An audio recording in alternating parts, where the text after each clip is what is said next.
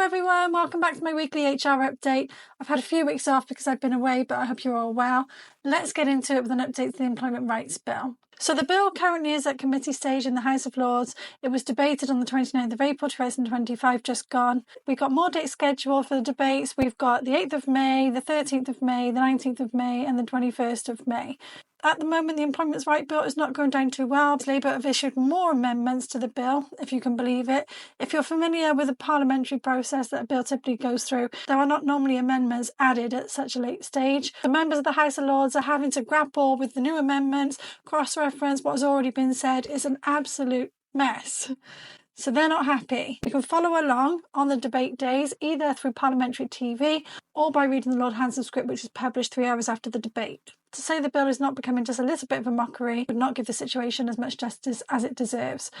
But anyway, the debates will continue and we will see what comes of that. But in terms of the amendment paper that was dated the 23rd of April 25, it put forward several government-backed amendments seeking to strengthen protections for 0 hours and low hours workers, clarifying dismissal rights, detriment claims, payment obligations relating to shift changes. If you want a summary of those, I'll put a link at number 2 in the description below. In terms of anything concrete happening soon with the Employment Rights Bill, nothing is solidified at the moment. Easier to implement changes are likely to happen sooner. For example, the changes to statutory sick pay, making it a day one right and making low earners eligible. But for the larger, more complex changes, for example, unfair dismissal changes, those aren't expected until autumn 2026 at the earliest. So, with that said, let's move on to tribunal news. First up, we've got a £62,000 tribunal award for disability discrimination. A staff member at Capital City College in London has been awarded £62,281.52 after being subject to disability discrimination and being unfairly dismissed. Miss Garwood requested to work from home in March 2022, subject to a review. After 3 months, the college did not make this adjustment and instead placed her on sick leave. A tribunal ruled this was disability discrimination and that her dismissal was unfair. The full details of that case have not been published. Next up, we've got a successful unfair dismissal claim, but no compensation. So those of you within HR will know Polky deductions means if there's contributory conduct, then the employee's compensation might be reduced or nil. So in this case, nil.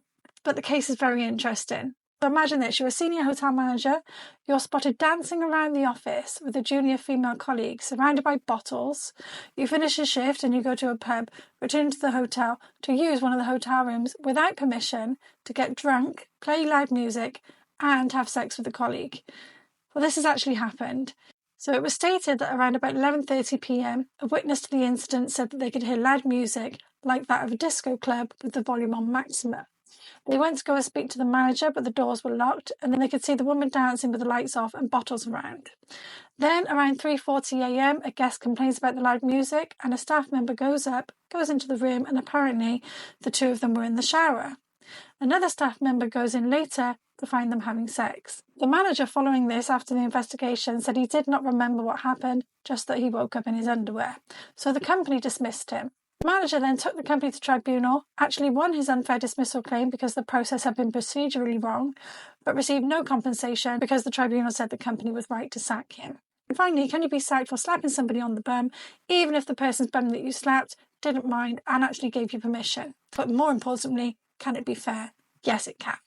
So a senior executive at McVitie's owner, Pladis, I hope I'm saying that right, has been dismissed after slapping actress Gemma Oton on the backside during an award ceremony in London. Steve Jones, who was the head of Health and Safety, Environment and Security at the company, struck Miss Oton on stage at the International Safety Awards in June 2024. The actress, known for her role as Rachel Breckle in Emmerdale, was hosting the event. Mr. Jones claimed the conduct was not unwanted, stating that Oton allegedly told him to go for it. However, an employment tribunal heard that a female colleague who saw a video of the incident reported him for violating morality and decency. Following an internal investigation, Mr. Jones was dismissed. The company concluded that his behaviour was ill-judged, insensitive, and in bad taste. Though Miss Oton did not file a complaint and was not named during the tribunal, she later posted on social media calling the evening a bloody good giggle, suggesting the event had a light-hearted tone. But despite this, the tribunal ruled that Jones's conduct was inappropriate for someone attending in a professional capacity. The tribunal judge Rebecca Pierce said he slapped a woman on the bottom before colleagues when attending a public event as a representative of the company, and visibly so. She added that Jones had been made aware of the seriousness of the disciplinary process and acknowledged during the hearing that in hindsight his actions were unacceptable. His claim for unfair dismissal and his other claims were dismissed. And that's all from me this week. Short and sweet, not much going on, still waiting to see what happens with the House of Lords, the debates over there. I'll keep you updated. Check out my Patreon. I'll put the link in the description if you want to keep regular updates from HR. Check out my website if you need any HR resources and documents. Get in contact if you need any other support. And I'll see you again next week. I hope you all have a brilliant week. See you soon.